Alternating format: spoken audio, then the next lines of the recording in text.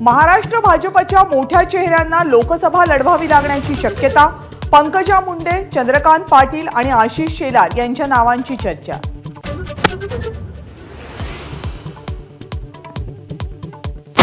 महायुतीमध्ये शिंदे गट आणि अजित पवार गटाला कमी जागा मिळण्याची शक्यता। 400 पारचं ध्येय पूर्ण करण्यासाठी भाजप कोणताही प्रयोग करायला इच्छुक नाही, सूत्रांची माहिती।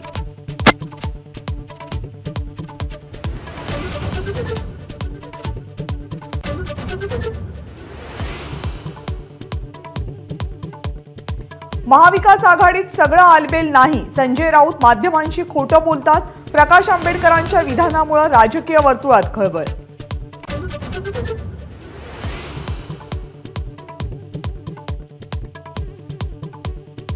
राहुल गांधींची भारत जोडो न्याय यात्रा नंदुरबारमध्ये। आदिवासी बांधवांच्या होळीत राहुल गांधी सहभागी। 17 मार्च रोजी मुंबईतल्या शिवाजी पार्कमध्ये यात्रेचा समारोप।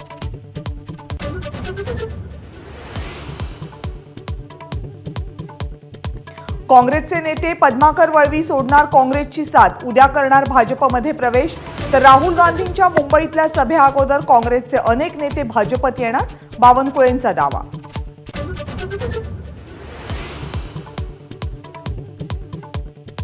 विजय शिवतारेंनी बारामतीमध्ये आम्हाला डॅमेज केलं तर कल्याणचा निकाल वेगळा लागेल। अजित पवार गटाचे नेते आनंद परांजपेंचा शिंदे गटाला थेट इशारा।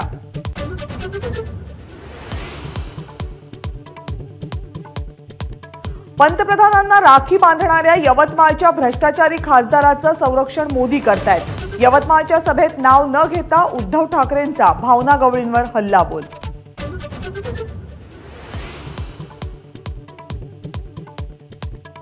वसंत मोरे यांचा मनसेला जय महाराष्ट्र, साहेब मला माफ करा असं म्हणत फेसबुकवर भावनिक पोस्ट। येत्या 2 ते 3 दिवसात पुढचा निर्णय घेणार।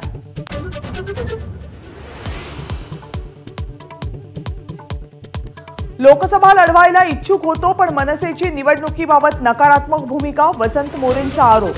तर राज ठाकरेंबाबत कोणतीही नाराजी नाही, मोरेंची स्पष्टोक्ती।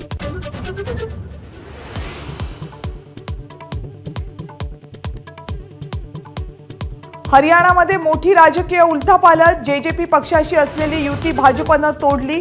नायब सिंग सैनी यांनी घेतली मुख्यमंत्री पदाची शपथ।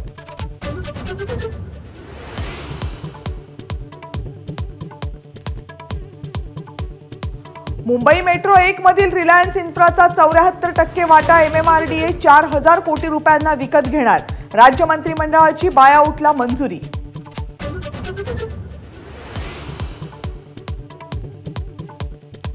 पंढरपूरच्या विठ्ठल मंदिरात 15 मार्च पासून फक्त मुखदर्शन घेता येणार।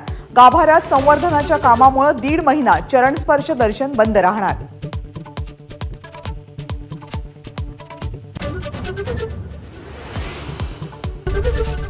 एबीपी माझा, उघडा डोळे बघा नीट।